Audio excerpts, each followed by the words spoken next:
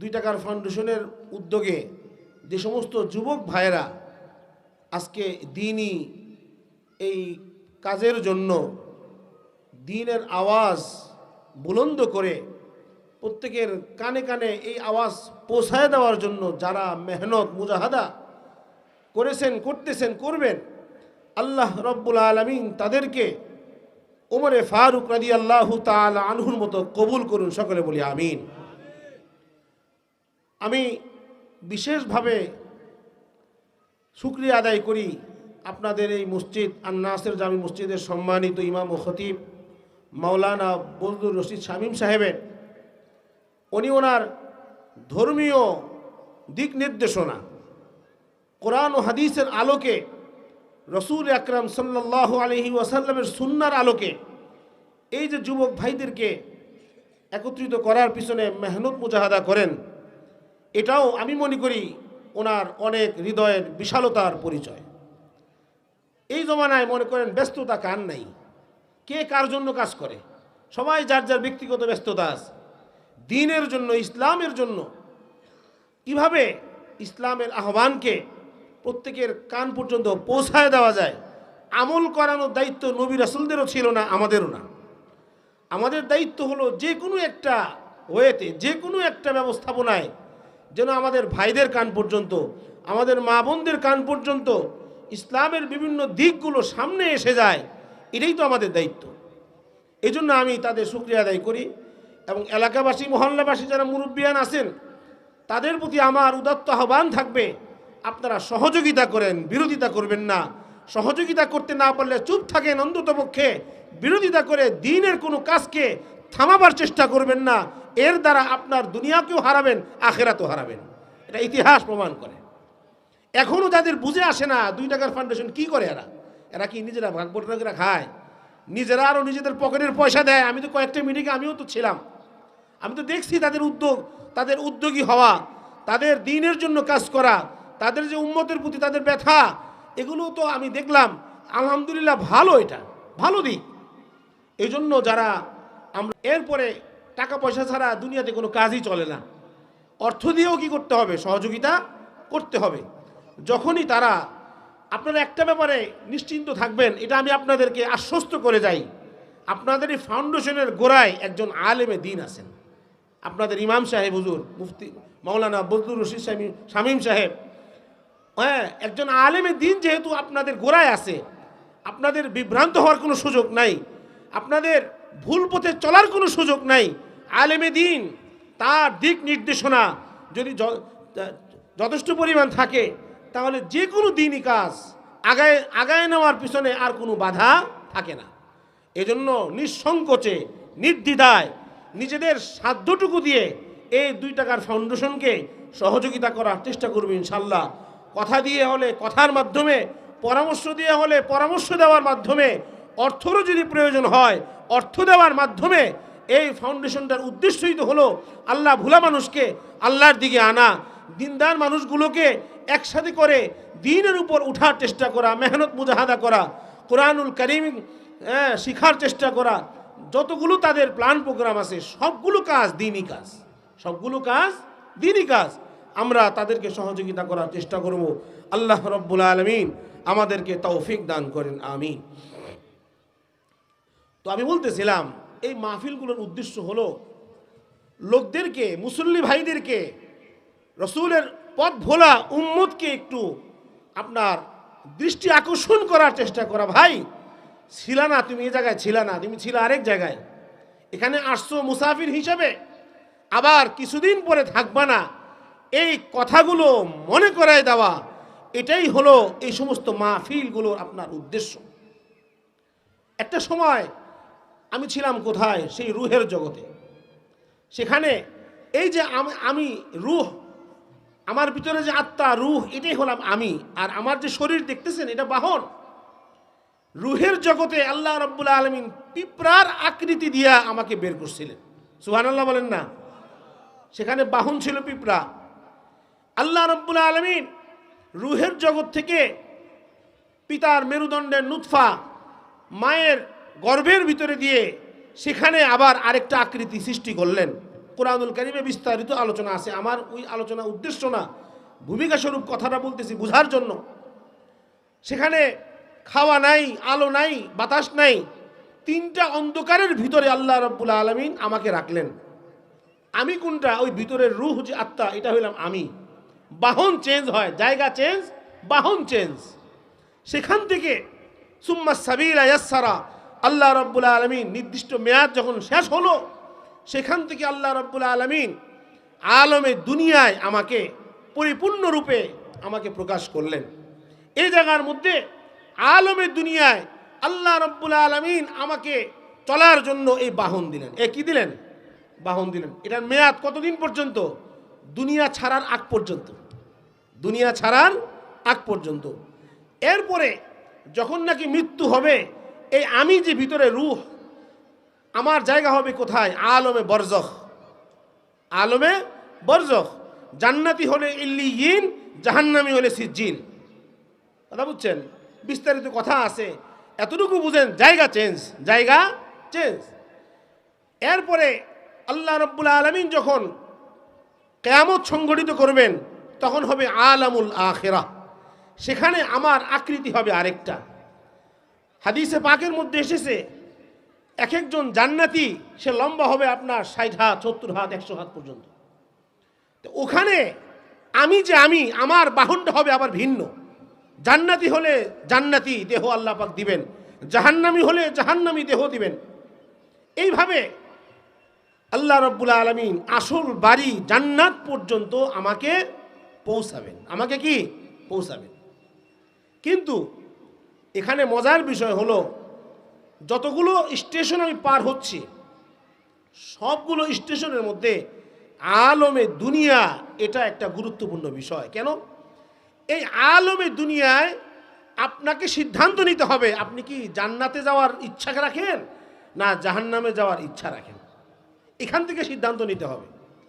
যদি আপনার সিদ্ধান্ত এটাই থাকে, হুজুররা কি কয় কবরের কথা, কবরে বলে কি শাস্তি হইব, কি হইব না হইব, কথা বুঝেন নাই, যা মন চায় তা করি, যা মন চায় তা করি, তাহলে সিদ্ধান্ত আপনি নিতে পারেন। এটা কারণ পরীক্ষার হল।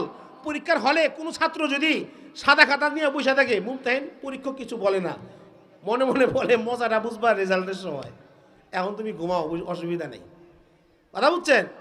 সিদ্ধান্ত নেওয়ার বিষয়, আপনি কোথায় থাকবেন, কোন জায়গাটা আপনি বাছাই করে নেবেন। সিদ্ধান্ত যদি উল্টাপাল্টা হয়, সমাধানটাও উল্টাপাল্টা হবে।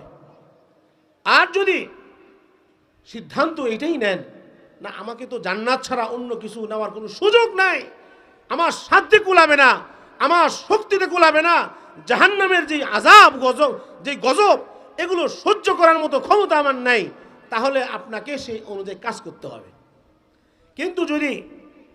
কিন্তু যদি বান্দা ওই কাজ না করে তার আসল কাজ ভুলে যায়, আসল কাজ কি করে ভুলে যায়, এবং যে কাজটা তার মনে রাখার দরকার ছিল সেটাকে ভুলে গিয়ে যেটা মনে না রাখার দরকার ছিল সেটাকে যদি পছন্দ করে, তাহলে বান্দা জান্নাত পর্যন্ত পৌঁছতে পারবে না।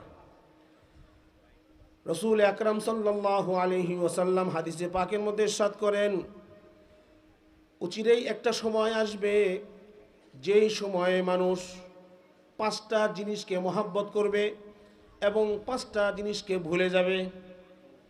যখন নাকি যেই জিনিসকে মহাব্বত করার দরকার ছিল সেটাকে ভুলে গিয়ে যে জিনিসটাকে বর্জন করা দরকার ছিল সেটাকে যদি মহাব্বত করে, তাহলে 4 ধরনের আযাব ও গজব আল্লাহ রাব্বুল আলামিন তাদেরকে দিবেন।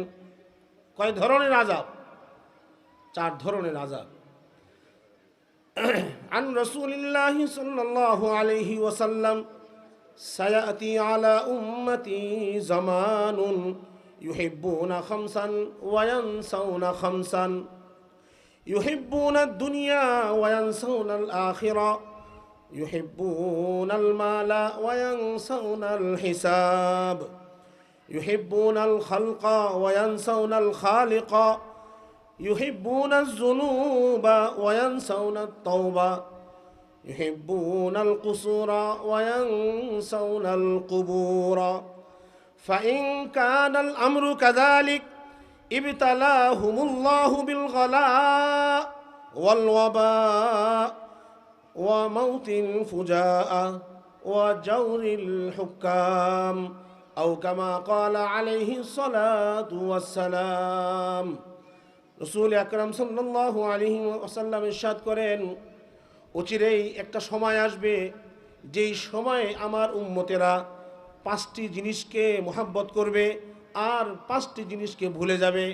1 নাম্বার, ইউহিব্বুনাদ দুনিয়া, দুনিয়াকে মোহাব্বত করবে। দুনিয়াকে কি করবে? মোহাব্বত করবে। মোহাব্বত করার অর্থ কি?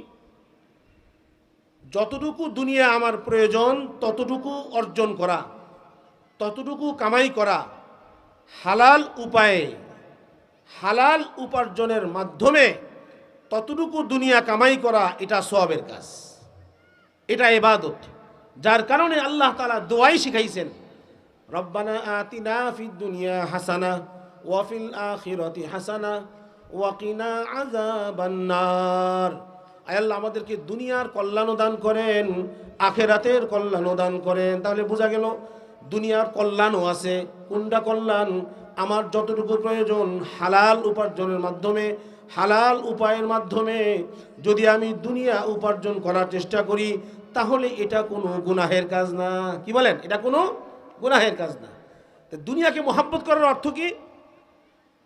দুনিয়াকে মোহাব্বত করার অর্থ হলো আমার দুনিয়া লাগবেই, হালালভাবে হোক আর হারামভাবে হোক, উপার্জন সঠিক রাস্তায় হোক আর বেঠিক রাস্তায় হোক, আমাকে দুনিয়া লাগবেই। এমন লোক আমাদের সমাজে আছে কি না? আছে কি না? বহুত বহুত আছে। হালাল হারামের তমিজ নাই।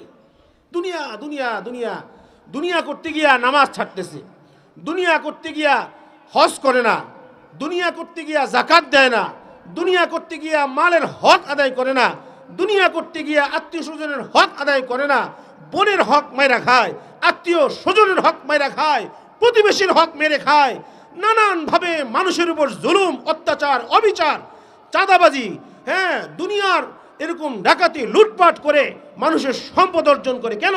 আমার দুনিয়া লাগবে, আমার একটা বাড়ি লাগবে, গাড়ি লাগবে, আমার এই লাগবে, সেই লাগবে। এই দুনিয়া কামাই করতে করার কথা আল্লাহ রাসূল বলতেছেন। একটা সময় আসবে যে সময়ে লোকেরা ইউহিব্বুনাদ দুনিয়া, দুনিয়াকে পছন্দ করবে, ওয়ায়ানসাউনাল আখিরা, আখিরাতকে ভুলে যাবে। 1 নাম্বার। 2 নাম্বার, ইউহিব্বুনাল মালা, সম্পদকে পছন্দ করবে, ওয়ায়ানসাউনাল হিসাব, পরকালের হিসাব দেওয়াকে ভুলে যাবে। আমাকে যে পরকালে হিসাব দিতে হবে এই চিন্তা তার মাথায় নাই। 3 নাম্বার, আল্লাহ রাসূল বলেন, ইউহিব্বুনাল খালকা ওয়ায়ানসাউনাল খালিকা, মাখলুকের পিছনে পড়ে যাবে, মাখলুককে পছন্দ করবে, খালেককে ভুলে যাবে। খালেক যে তাকে সৃষ্টি করেছেন, সৃষ্টিকর্তার কথা ভুলে যাবে।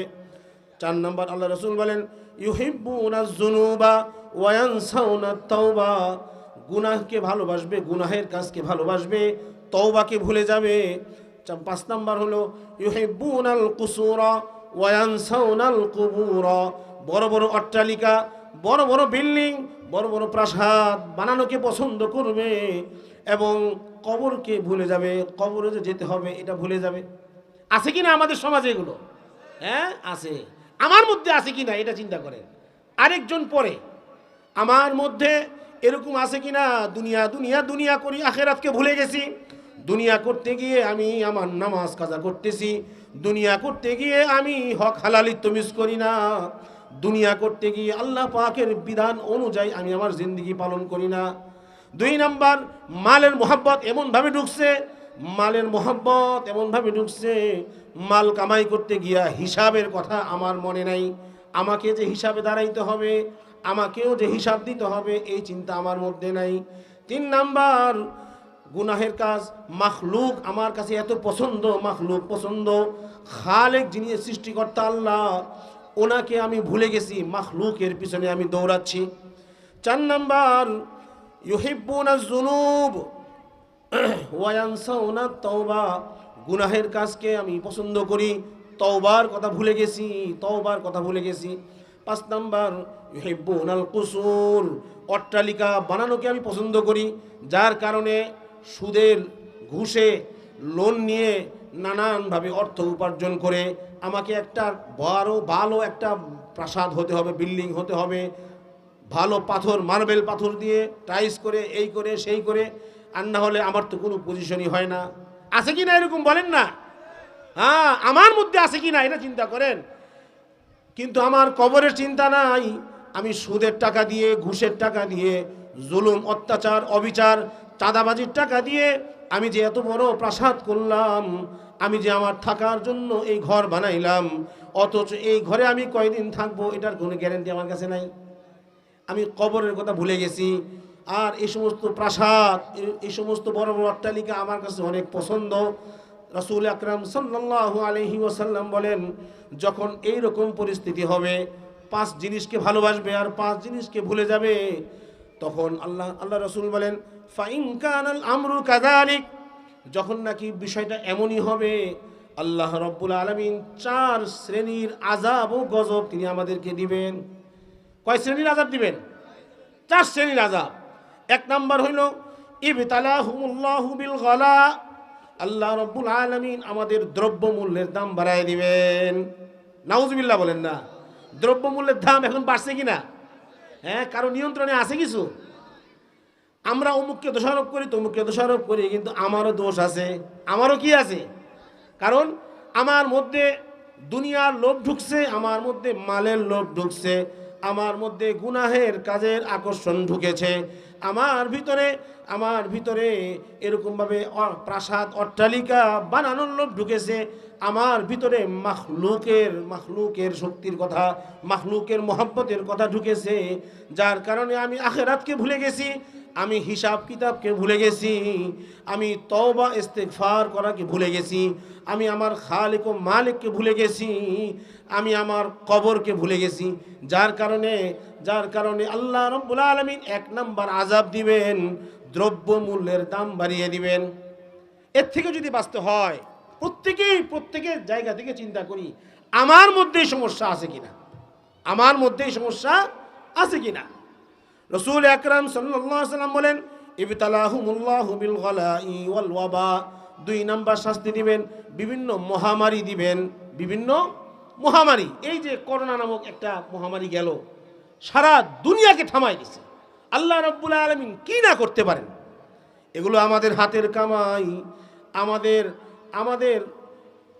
আমাদের কর্মের কারণে আল্লাহ রাব্বুল আলামিন এই আযাব গজব আমাদেরকে দেন। 3 নাম্বার ওয়া মাউতিল ফুজাতি, হঠাৎ মৃত্যু, এটা একটা আযাব। যদি মনে করেন অসুস্থ হয়ে মারা যায়, অথবা আপনার মনে করেন যে বুঝতেছে আমার মৃত্যু সব সামনে কাছাই গেছে, তওবা ইস্তেগফারের সুযোগ পায়। কি পায়?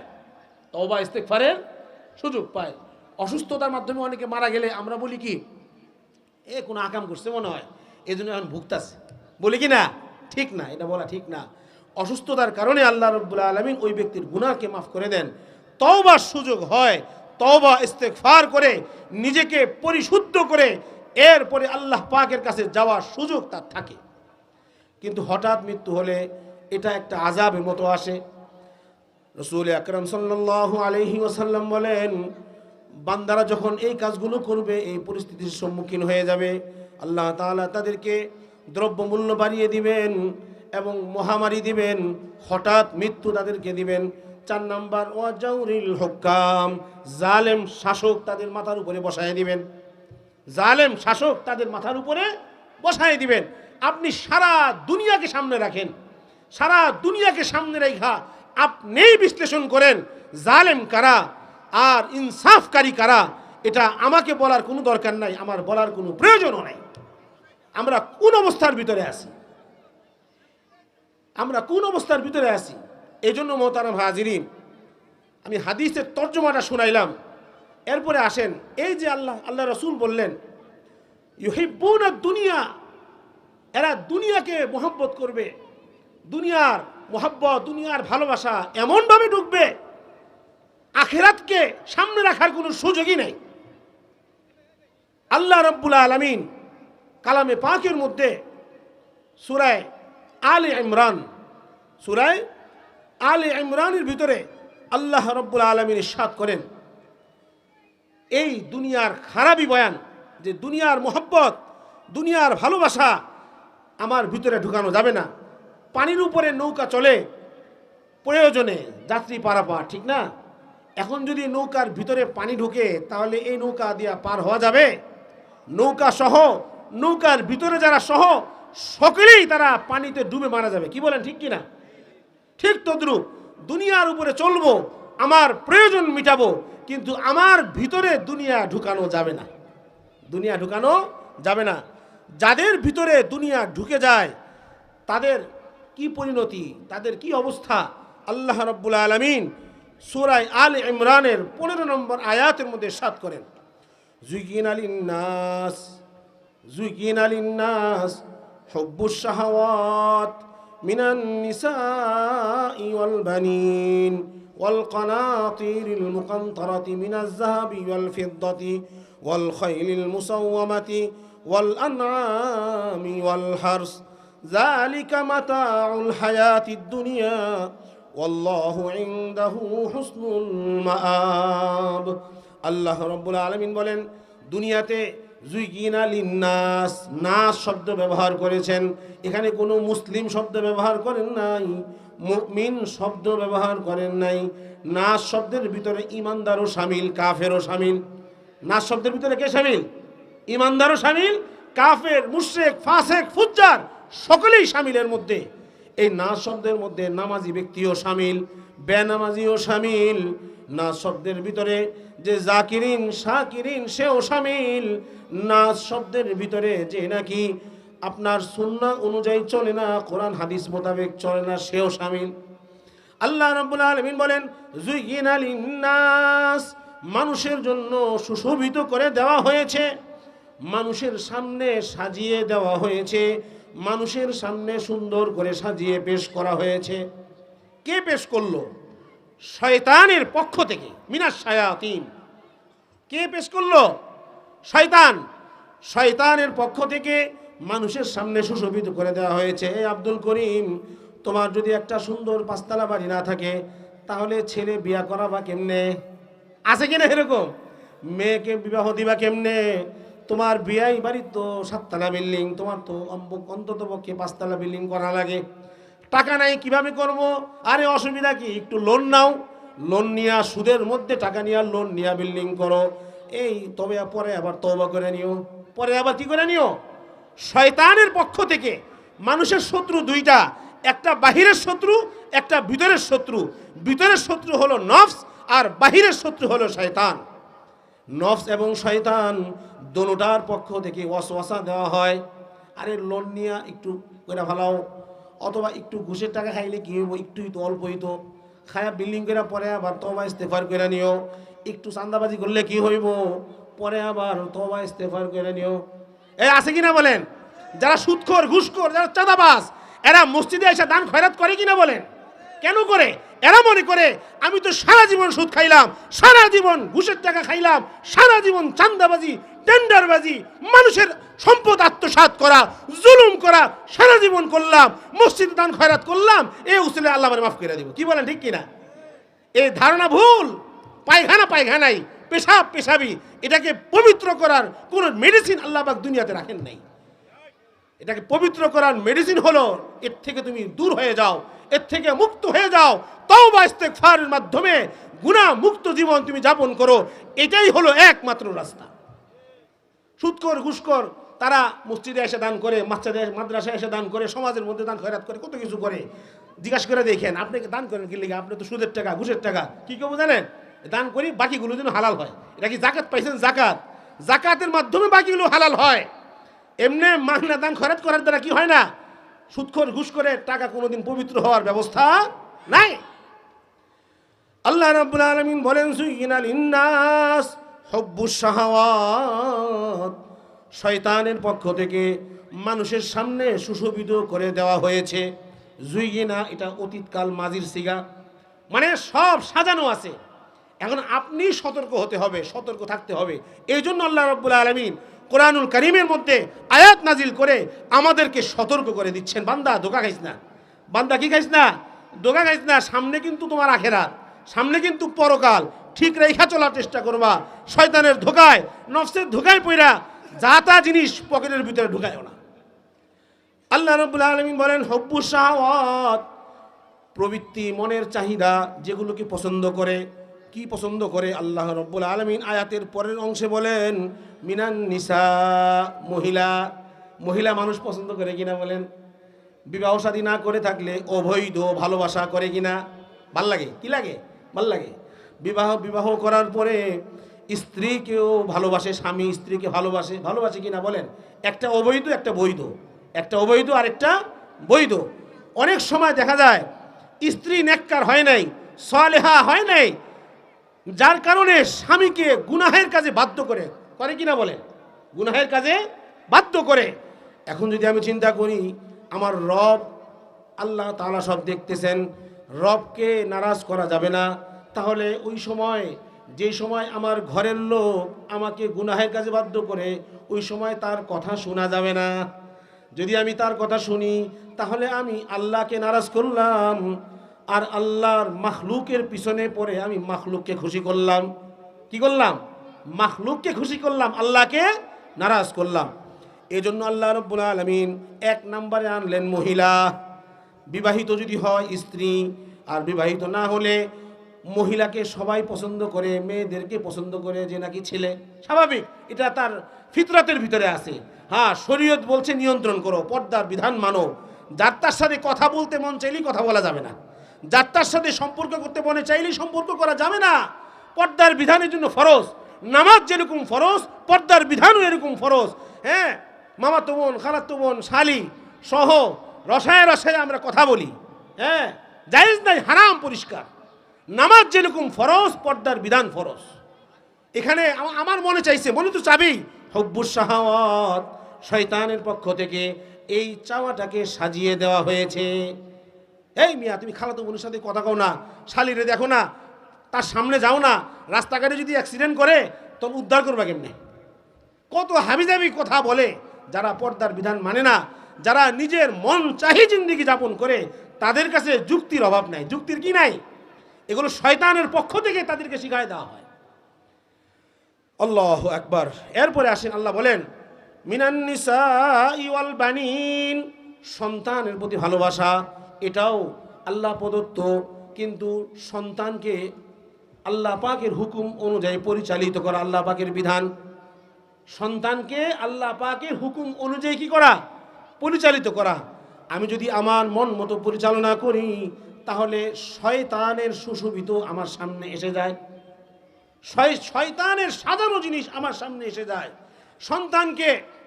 সন্তান যখন হবে, সন্তানের কিছু হক আছে, হকগুলো আদায় করলে আমি এই সন্তানের মাধ্যমে আল্লাহ পাককে খুশি করার চেষ্টা করলাম, আল্লাহ পাককে রাজি করার চেষ্টা করলাম। কিন্তু আমি আমার মতো করে, সন্তান প্রাপ্ত বয়স্ক হয়ে 15-16 বছর হয়ে গেছে, কোরআন শরীফ পড়তে পারে না, ওযু গোসলের মাসালা জানে না, শরীয়তের বিধিবিধান জানে না, যেগুলো তার জন্য জানা ফরজ ছিল। হ্যাঁ, আমি মনে করছি এগুলো শিখা কি হবে? সে যদি এস্টাবলিশ হয়, দুনিয়াতে সে যদি প্রতিষ্ঠিত হতে পারে, তাহলে না সে একটা কিছু করতে পারবে। আমি আমার মতো করে সন্তানকে পরিচালনা করার চেষ্টা করছি। আল্লাহ বলেন হুব্বুশ শাহাওয়াতের ভিতরে তুমি পড়ে গেলা। শয়তান তোমাকে পরিচালিত করছে, শয়তান তোমার সন্তানকে দিনদারি শিখানো থেকে তোমাকে বিরত রাখছে। শয়তান তোমার সন্তান যেন তোমার আখিরাতের ময়দানে নাজাতের জরিয়া হিসাবে সাব্যস্ত হয়, সেখান থেকে তোমাকে সরায় রাখছে, যাতে করে এই সন্তান দিয়া তুমি আখিরাত কামাইতে না পারো। কথা বুঝছেন? মন মতো করলে হবে না, সন্তানকে আল্লাহ রসুলের তরিকা অনুযায়ী সন্তানের হক আদায় করতে হবে। তাহলে ওই সন্তান আমি পিতামাতারও হক আদায় করবে, আমি পিতামাতারও কি করবে? হক আদায় করবে। ওয়াল কানাতিরিল মুকান্তারাতি মিনাজ যাহাবি ওয়াল ফিদ্দা, আল্লাহ বলেন শয়তানের পক্ষ থেকে মানুষের সামনে স্বর্ণ রৌপ্যের স্তূপকে সুশোভিত করে রাখা হয়েছে, যার কারণে স্বর্ণ রৌপ্য দেখলে নিতে মনে চায়। ধরতে মনে চায়, সংগ্রহ করতে মনে চায়, কিন্তু মনে চাইলেই হবে না, হালাল পন্থায় নিতে হবে, হালাল উপার্জনের মাধ্যমে নিতে হবে। কিন্তু আমার মনে চাইছে আমি নিলাম, ধরা খেয়ে গেলাম। আমার মনে চাইছে আমি নিলাম, ধরা খেয়ে গেলাম। রসুলের তরিকা যদি আমার সামনে না থাকে, হালাল উপার্জন যদি আমার সামনে না থাকে, তাহলে কিন্তু আমার পরিণতি সামনে বলতেছে আল্লাহ পাক। কথা বুঝছেন? এগুলোর প্রতি আকর্ষণ সৃষ্টি করা হয়েছে শয়তানের পক্ষ থেকে, যার কারণে অনেকে দেখবেন আপনার কর ফাঁকি দিয়া, এরপরে আপনার দেশের আইন অমান্য করে গোপনে গোপনে স্বর্ণ চোরাচালানির ব্যবসা করে কিনা বলেন? স্বর্ণরূপের চোরাচালানির ব্যবসা করে, অল্পতে কি ব্যবসা, এগুলো করা যাবে না। আল্লাহ রাব্বুল আলামিন বলেন ধোকা, তুমি কিন্তু ধোকার মধ্যে পড়ে গেলা। এরপর আল্লাহ বলেন ওয়াল খাইলিল মুসাওয়ামাতি ওয়াল আনআমি ওয়াল হারস, চিহ্নিত ঘোড়া। ওই সময় বর্তমানে একটা পাজেরো গাড়ি যেরকম দামি, এরকমভাবে আপনার পেরোটা গাড়ি যেরকম দামি, ওই সময়ে চিহ্নিত ঘোড়া এটাই একমাত্র বাহন ছিল, অনেক দামি বাহন। আল্লাহ রাব্বুল আলামিন বলেন শয়তানের পক্ষ থেকে ওই বাহনের প্রতিও সুশোভিত আকর্ষণ করে রাখা হয়েছে, সুশোভিত করে রাখা হয়েছে। ওয়াল আনআমি ওয়াল হারস, চতুষ্পদ জন্তু, চাষাবাদের ফসল, এগুলোর প্রতিও কিন্তু শয়তানের পক্ষ থেকে আকর্ষণ সৃষ্টি করে রাখা হয়েছে, যার কারণে সবাই চায় আমার একটা জমিন হোক, আমার একটা চাষাবাদের ফসল হোক, আমার কিছু গবাদি পশু থাকুক, আমার গাড়ি থাকুক, আমার এটা থাকুক সেটা থাকুক। এটা এই যে চাহিদা সৃষ্টি হওয়া, এই চাহিদাটা কার পক্ষ থেকে বলেন? শয়তানের পক্ষ থেকে। হুব্বুশ শাহাওয়াত যুইগিনা তাজয়ীন করা হয়েছে শয়তানের পক্ষ থেকে। এগুলোর ভালো দিক তোমার সামনে সাজিয়ে তোলা হয়েছে, যার কারণে কি শিক্ষিত, কি মূর্খ, কি পুরুষ, কি মহিলা, সবাই চায় আমার একটা বাড়ি হোক, আমার একটা ফসল থাকুক, আমার একটা ক্ষেত খামার থাকুক, আমার একটা এটা থাকুক সেটা থাকুক। এটা সবাই চায়। সবাই কি চায়? এটা চায়। দেখেন আল্লাহ কি বলেন, এই যে এতক্ষণ পর্যন্ত অনেকগুলো শুনাইলেন, এগুলোর প্রতি আকর্ষণ সৃষ্টি করা হয়েছে শয়তানের পক্ষ থেকে। আল্লাহ বলেন যালিকা মাতাউল হায়াতিদ দুনিয়া, এ বান্দা ধোঁকা খাইস না, ধোঁকা পর্যন্ত যা বললাম এগুলো শুধুমাত্র দুনিয়ার কিছু ভোগের বস্তু। এগুলো কি মাত্র? শুধুমাত্র দুনিয়াবি কিছু ভোগের বস্তু, ধোঁকা খাইস না। ওয়াল্লাহু ইনদাহু হুসনুল মাআব, আল্লাহ রাব্বুল আলামিনের কাছে এর চেয়েও আরো সুন্দর আশ্রয় স্থলের ব্যবস্থা আছে। সুতরাং আখেরাতকে ঠিক রাইখা দুনিয়া কামানোর চেষ্টা করবা। আখেরাতকে নষ্ট কইরা যদি শয়তানের ধোঁকায় পড়ে মহিলার পিছনে পড়ে যাও, সন্তান সন্ততির পিছনে পড়ে যাও, সম্পদের পিছনে পড়ে যাও, স্বর্ণরৌপ্যের পিছনে পড়ে যাও, ক্ষেত খামারের পিছনে পড়ে যাও, জমিন গ্রহণের পিছনে পড়ে যাও, তাহলে কিন্তু ধোঁকা খাইবা। কারণ দুনিয়ার এগুলোর কোনো গ্যারান্টি নাই। দুনিয়ার কি নাই? এগুলোর কোনো গ্যারান্টি নাই। যে কোনো সময় আমি ডাক দিব আর তোমাকে এসে পড়তে হবে। সব ফালায় রেখা, সব ফালায় রেখা তোমাকে আমি যখন টান দিব, তোমার আর কোনো ব্যবস্থা থাকবে না। এরপরে দেখেন আল্লাহ পাক রসুল আকরাম সাল্লাল্লাহু আলাইহি সাল্লামকে বলতেছেন, হে রসুল আপনি বলে দিন আপনার উম্মতকে। কি বলবেন? কুল আউনাব্বিউকুম বিখাইরিম মিন যালিকুম, হে রাসূল আপনি আপনার উম্মতকে বলে দেন আমি কি তোমাদেরকে এগুলোর চেয়েও আরো উত্তম জিনিসের কথা জানাবো কিনা। এই কথা বুঝতেছেন? এতক্ষণ পর্যন্ত যা বললাম, একটা স্ত্রী হওয়া, সুন্দরী নারী আমার স্ত্রী হওয়া, সন্তান সন্ততি হওয়া, গাড়ি বাড়ি হওয়া, আপনার ক্ষেত খামার হওয়া, এগুলো কে না চায়? সবাই চায়। আল্লাহ বলেন এগুলোর চেয়েও আরো উত্তম জিনিস সম্পর্কে আমি কি তোমাদেরকে জানাবো। কাদের জন্য?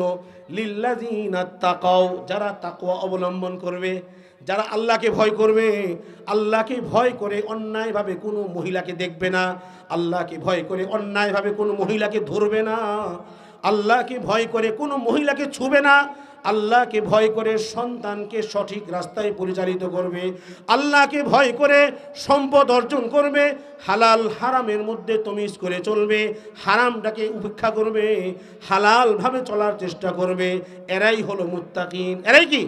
এরাই হলো মুত্তাকি। আল্লাহ বলেন হে রাসূল আপনি বলে দিন যারা মুত্তাকি তাদের জন্য কি আমি এর চেয়েও আরো উত্তম জিনিসের কথা বলবো কিনা। ইনদা রব্বিহিম, যে জিনিসটা রবের কাছে আছে, যে জিনিসটা কি আছে? তাদের রবের কাছে আছে, এমন উত্তম জিনিসের কথা কি বলবো? এরপরে আল্লাহ রাসূল বলেন আল্লাহ তাআলা বলেন, হে রাসূল আপনি বলে দিন সেই জিনিসটা কি।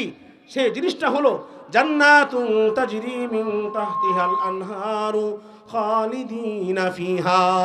এমন এক জান্নাত সে পাবে, দুনিয়াতে এসে আমাকে ভয় করে অন্যায়ভাবে কোনো মহিলাকে দেখে নাই, অন্যায়ভাবে কোনো মহিলাকে ছয় নাই, স্পর্শ করে নাই, কথা বলে নাই, অন্যায়ভাবে সন্তানকে পরিচালিত করে নাই, অন্যায়ভাবে সম্পদ উপার্জন করার চেষ্টা করে নাই।